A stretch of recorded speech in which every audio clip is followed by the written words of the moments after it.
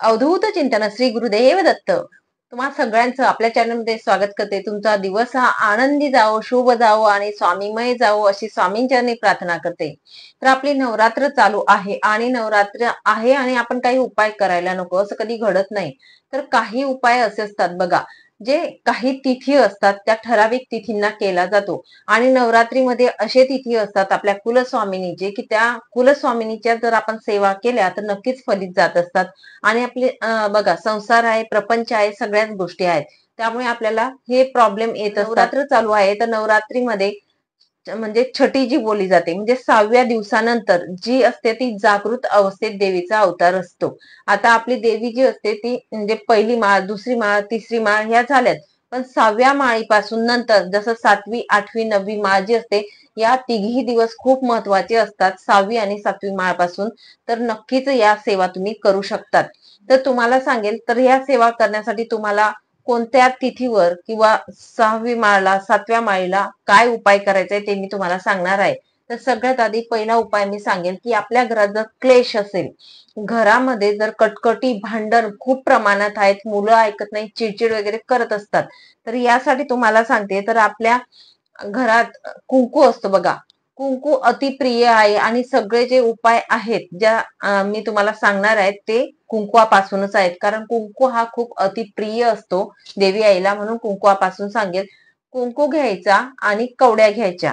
कवड्या ह्या 5 घेतल्या तरी चालेल आणि कुंकू 250 ग्रॅम किंवा 125 ग्रॅम तुम्ही घेऊ शकतात. तुमच्या इच्छेनुसार घ्या. 125 ग्रॅम घेतला तरी देखील चालेल. लाल कुंकू तुम्हाला घ्यायचा आहे आणि 5 कवड्या त्यामध्ये टाकायच्या आहेत.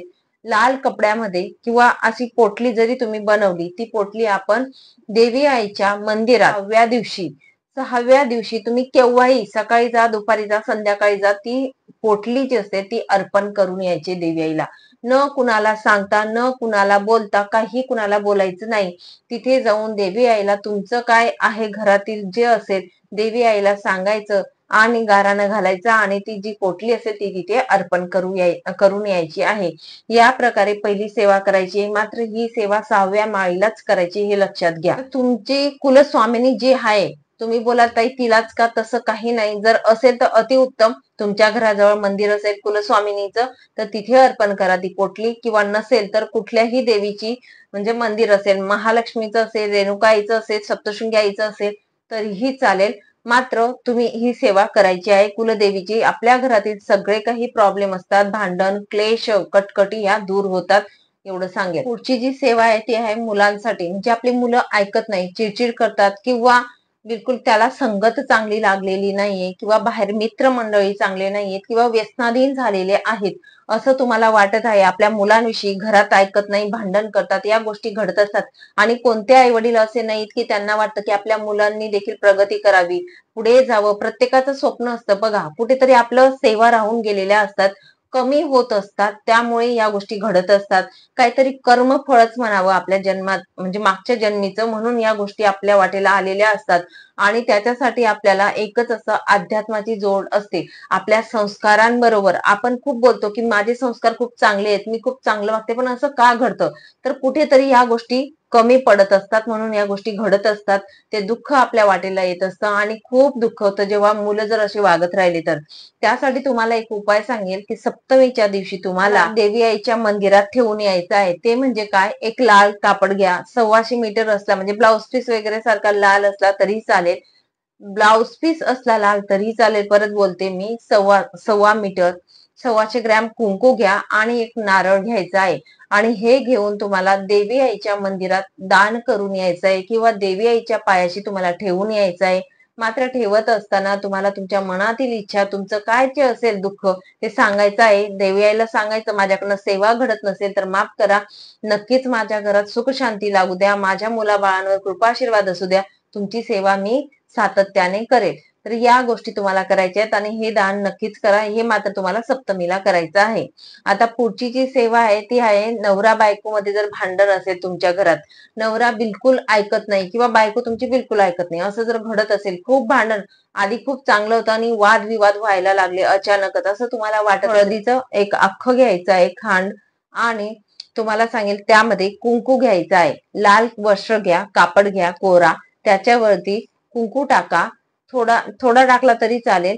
कुंकू टाका, त्याच्यावरती हळदीचं खांड ठेवायचं, देवघरासमोर ठेवायचं ते आपण. हे तुम्हाला 6व्या माळीला करायचं आहे. ठेवल्यानंतर देवघरासमोर आपली देवी आईचा घट बसवलेला आहे, तिथे ठेवल्यानंतर तुम्हाला तुपाचा दिवा प्रज्वलित करायचा आहे. देवी आईच्या समोर घट बसवलेले आहेत, तिथे तुम्हाला हे ठेवायचंय. लाल कापडमध्ये हळदीचं खांड आणि कुंकू ठेवा आणि तुपाचा दिवा प्रज्वलित करून तुम्हाला तिथे 108 वेळा नवार्णव मंत्र म्हणायचा आहे. त्याकडे बघून म्हणायचं आहे तुम्हाला. जो कुंकू हळदीचं खांड तुम्ही जे ठेवणार आहे त्याकडे बघून देवी आईला स्मरण करून ओम ऐं ह्रीं क्लीं चामुंडाय विचे, ओम ऐं ह्रीं क्लीं चामुंडाय विचे हा मंत्र 108 वेळा म्हणायचा आहे. आणि तो कुंकू रात्रभर तिथेच ठेवायचा आहे देवी आई जवळ. त्यानंतर दुसऱ्या दिवशी हा कुंकू लाल कपड्यासकट एका डब्बीमध्ये किंवा एक डब्बा करून घ्या, त्याच्यात तुम्ही ठेवायचा आहे. अगदी थोडा कुंकू घेतला तरी चालेल, मी बोलली तसं. आणि तुम्हाला समजा आता नवरा आहे, नवरा जीव लावत नाही किंवा भांडण होत असतात सतत, तर तुम्हाला जेव्हा आपण त्यांच्या समोर जायचं आहे, तो कुंकू हा आपल्या कपाळी लावायचा आहे. हा तिलक बनवायचा आणि आपल्या कपाळाला लावायचा आहे. तो लावल्यानंतर नक्कीच त्यांच्यामध्ये त्यांच्या विचार करण्याची, तुमच्याकडे बघण्याची जी दृष्टी असेल ती बदलेल आणि प्रेम तयार होईल. तुमच्यामधले भांडण जे असतात नक्कीच संपतील. 100% याचा रिझल्ट आहे, तर नक्कीच करून बघा. कारण ही ती 6वी माळ जी आहे नवरात्रीची, ही एका वर्षात एकदा येईल. आता पुढची शारदीय नवरात्र येईल तेव्हा येणार आहे, म्हणून तुम्हाला सांगेल नक्की हा उपाय जो आहे तो करून बघा.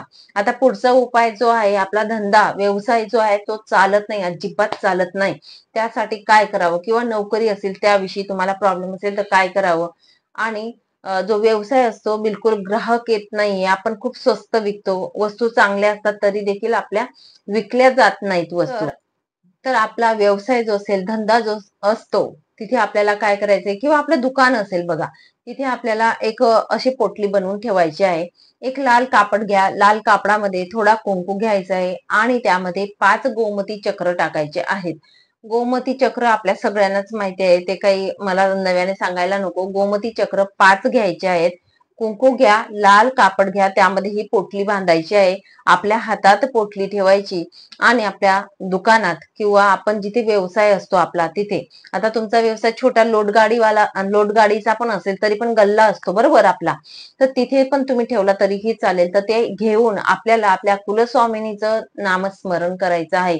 तुम्ही 5 वेळा करू शकतात, 5 वेळा करा, 11 वेळा करा, 21 वेळा करा, तुम्हाला पटेल तेवढ्या वेळा तुम्ही करू शकतात. कुलस्वामिनीचं नामस्मरण करायचंय, त्यांना सांगायचं आहे आमच्या धंद्यामध्ये भरभराटी येऊ द्या. हे केल्यानंतर जी पोटली असते ती कायमस्वरूपी तुमच्या दुकानात ठेवायची आहे. या प्रयोगाने किंवा या उपायाने नक्कीच तुमच्या दुकानामध्ये भरभराटी होईल, एवढं आहे. तर नक्कीच करून बघा हा उपाय. आता पुढचा उपाय असा आहे, आपलं घर आहे बघा, आपल्या घराला नजर लागू नये, नजर बाधा होऊ नये, त्यासाठी काय करावं. तर आपला जो प्रवेशद्वार असतो, पुढचा मेन दरवाजा असतो, तिथे आपल्याला उपाय करायचा असतो. तो उपाय करायचा आहे तुम्हाला सप्तमीच्या दिवशी करायचा आहे. सप्तमीच्या दिवशी उपाय पहिल्यांदा सुरुवात करायची आहे, तर आपण दर मंगळवारी पण करू शकतो. नंतर बदाम असतो, बदाम भाजून घ्यायचे. भाजल्यानंतर बदामची पावडर बनवायची. भाजल्यानंतर एकदम सुका सुका होऊन जाईल बरोबर. तर काळे असे चांगले भाजून घ्यायचे आणि बदाम 5 घेतले तरी चालेल. 5 बदाम घ्या, भाजून घ्या, त्यामध्ये कुंकू मिक्स करायचा आहे, लाल कुंकू, आणि त्याची पावडर बनवायची आहे. तुम्ही मिक्सर मध्ये केला अगदी तरी देखील चालेल, पावडर बनवा. ते एकत्र करून घ्यायचं आहे, चांगलं मिक्स करून घ्या आणि देवघरात तुम्हाला म्हणजे पाणी टाकून मिक्स करा, पाणी टाका थोडं आणि मिक्स करून एका डब्बीत ठेवा. तो गंध जो तयार होईल तो बदाम आणि कुंकूचा एका डब्बीमध्ये तो देवघरात तुम्ही ठेवून द्यायचा आहे. एक रात्रभर तुम्ही ठेवून द्या. तो सप्तमीच्या दिवशी तयार करायचा, तो तशाचा तसा एक रात्रभर तुम्हाला देवघरात ठेवून द्यायचा आहे. आणि दुसऱ्या दिवशी म्हणजे आपली नजर जाते, आपला दरवाजा आपण स्वच्छ पुसत असतो बघा, आपला दरवाजा मेन डोअर जो असतो तो स्वच्छ पुसत असतो, तिथे आपल्याला या गंध जो टीका बनवणार आहे त्याच्याने तुम्हाला ओम काढायचा आहे. ओम काढायचा आहे फक्त बस. पण नंतर आता त्या दिवशी तर तुम्ही काढणार, सप्तमीला जर ही पावडर तयार केली तर सप्तमीला तुम्ही संध्याकाळी देखील काढला तरी चालेल. सप्तमीच्या दिवशी रात्रभर ही डबी देवघरात राहू द्या. नंतर नवरात्र गेल्यानंतर तुम्हाला दर मंगळवारी ओम काढायचा आहे. दरवाजा स्वच्छ पुसायचा आणि आठवण ठेवून हा टीका असाच्या असा व्यवस्थित डब्बीत भरून ठेवा. पावडर जी असेल ती पाणी टाकून आपण भिजवलेली, आणि दर मंगळवारी तुमच्या मेन दरवाजावर ओम काढायचा आहे. जेणेकरून येणारा जो मनुष्य असेल त्याची नजर जाईल अशा पद्धतीने काढा. तुमच्या घरातील जी वाईट नजर पडत असते किंवा येणारा मनुष्य हा कितीही वाईट नजरेने येऊ देत, मात्र त्याची नजर तिथेच खंडित होत असते. आणि हा उपाय केल्याने नक्कीच फरक पडेल. तर नक्कीच हे छोटे छोटे उपाय आहेत अगदी, कारण शारदीय नवरात्री ही आता पुढच्या वर्षी येईल. नक्कीच सगळ्यांनी जर तुमच्या घरात असं प्रॉब्लेम असेल तर उपाय करून बघा. 6व्या दिवशी आणि 7व्या माळेला हे उपाय करायचे आहे. तर नक्कीच या तिथींचे खूप महत्व आहे. तर सगळ्यांनी उपाय करा, ज्यांना कुणाला प्रॉब्लेम असेल त्यांनी. सांगितलेली सेवा जी ती कुलस्वामिनीच्या चरणी अर्पण करते आणि इथेच विराम घेते. नंतर अजून भेटेल पुढच्या व्हिडिओमध्ये नवीन माहिती सोबत, नवीन विषयासोबत. श्री स्वामी समर्थ. अवधूत चिंतन. श्री गुरुदेव दत्त. माहिती आवडली असेल तर नक्कीच लाईक करा, शेअर करा आणि सबस्क्राईब